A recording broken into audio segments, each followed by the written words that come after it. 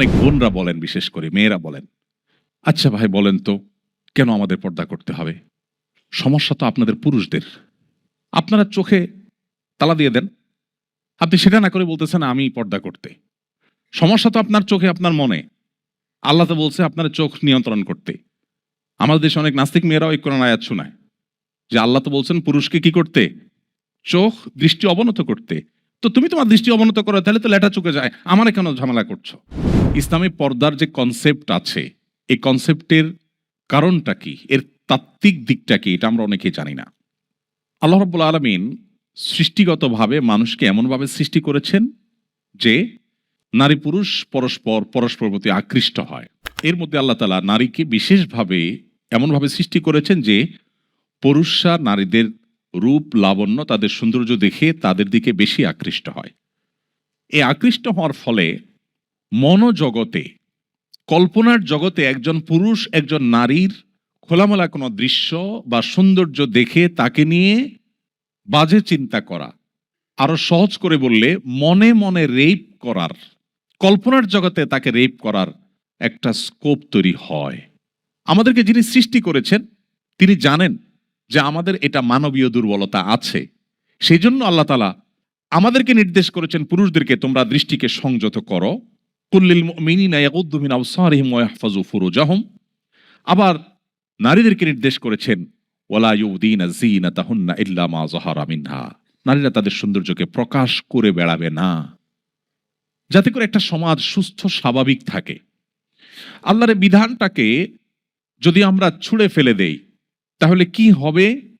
সে crisis ইতোমধ্যে পৃথিবীর প্রত্যেকটা উন্নত দেশ ফেস করছে। পরিবার ব্যবস্থাপনা ভেঙে পড়ছে, সংসারগুলো খান খান হয়ে যাচ্ছে। কান পাতলে চতুর্দিকে আপনি শুনতে পাবেন পরিবার ভাঙার কান্নার আওয়াজ।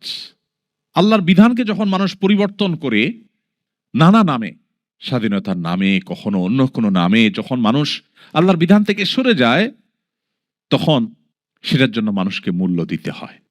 আজকের পৃথিবীর মানুষের আমরা কি হারিয়েছি, আমাদের অতীত তাকালে আমরা দেখি আমাদের কি ছিল এখন কি নেই, তাহলে তুলনা করলে আমাদের বিষয়গুলো মন্থন করা বা বোঝা সহজ হয়। পর্দার বিধানটা আল্লাহ তাআলা সেজন্য দিয়েছেন।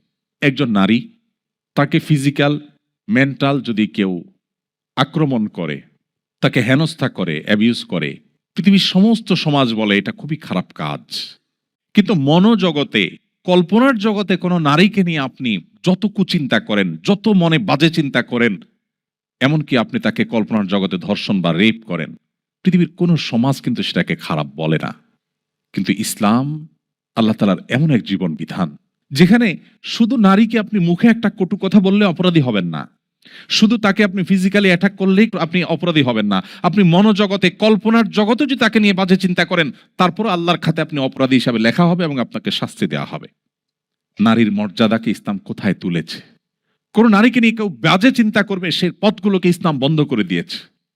আর এই জন্য আমাদের বোনদেরকে পর্দা করতে হয় আর আমাদের পুরুষদেরকে চোখের পর্দা করতে হয়। উভয় পক্ষের পর্দা করার বিধান শরীয়ত দিয়েছে, ইসলাম আমাদের জন্য সেটিকে আবশ্যক করেছে। শুধু ইসলাম নয়, অন্যান্য ধর্মে, আপনি খ্রিস্টান ধর্ম, ইহুদি ধর্মেও যদি যান সেখানেও দেখবেন যে শালীন সুন্দর পোশাক পরে সৌন্দর্যকে প্রকাশ করে বেড়ানো থেকে বেঁচে থাকার জন্য পরিষ্কার নির্দেশনা আছে। তো এই জন্য একজন নারী তিনি তার পর্দাকে রক্ষা করার চেষ্টা করবেন। পর্দা কেমন হওয়া উচিত? তার সৌন্দর্য যেন প্রকাশ না হয় সেইভাবে পর্দা হওয়া উচিত। সৌন্দর্য যেখানে সেখানে প্রকাশ করবার জিনিস নয়, একজন মুসলমানের জন্য সেটা জায়েজ নাই। আপনি একজন স্বামী, বিবাহ করেছেন, মোহর দিয়েছেন, স্ত্রীর ভরণ পোষণ দিচ্ছেন, আপনি আপনার স্ত্রীর সৌন্দর্য যদি বাহিরে প্রকাশ করে বেড়ান তাহলে ব্যাপারটা কি দাঁড়ালো? যে আপনি আপনার স্ত্রীকে সবাইকে দেখে তাকে নিয়ে বাজে চিন্তা করার স্কোপ আপনি তৈরি করে দিলেন। এভাবে হয়তো ভাবার সুযোগ আমাদের অনেকেরই হয় না।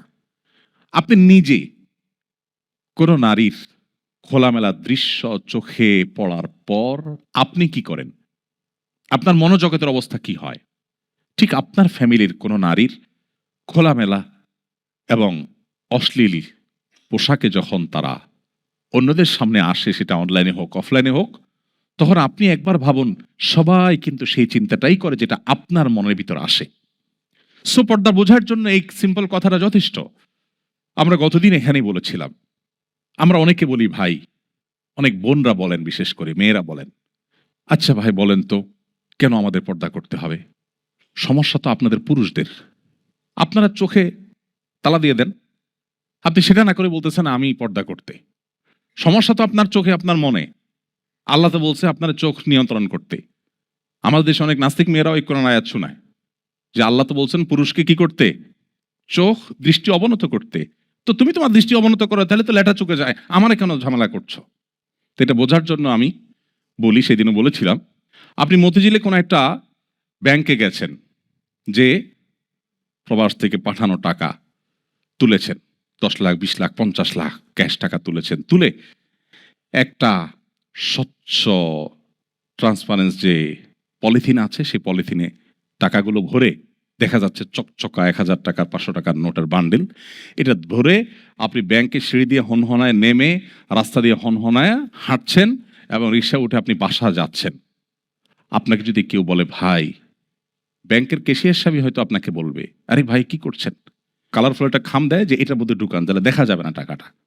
আপনি যদি বলেন যে কেন আমি খামে ঢুকাবো কেন, টাকা আমার, আমার টাকা দেখে যদি চোর ভাই ছিনতাইকারী ভাই লোভ হয়, তো সে তার চোখ হেফাজত করুক, সে তার লোভ সামলাক। ওয়াই আমি আমার টাকা এই পলিথিনে ব্যাগে ভরতে যাব?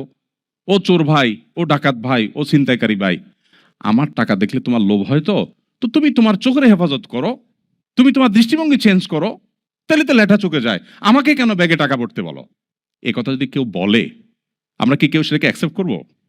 আমরা তাকে বলবো ভাই, চোররে চোরের দায়িত্ব না দিয়া, ছিনতাইকারীর ছিনতাইকারীর দায়িত্ব, ভালো মানুষ হওয়ার দায়িত্ব না দিয়া তুমি তোমার টাকাটা সেভ করো, এটাই হলো তুলনামূলকভাবে ভালো। হ্যাঁ, চোরকেও আমরা নসিহত করবো, ও চোর ভাই তুমি সামলাও, এবং তাকে আমরা বিচারের মুখোমুখি করে শাস্তি কার্যকর করে চুরির প্রবণতা কমাবো।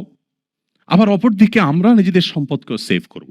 এই দ্বিমুখী প্রচেষ্টার মধ্য দিয়ে একটা সমাজ সুস্থ হয়, স্বাভাবিক হয়। ইসলাম সেজন্য আমাদেরকে পর্দার বিধান দিয়েছে।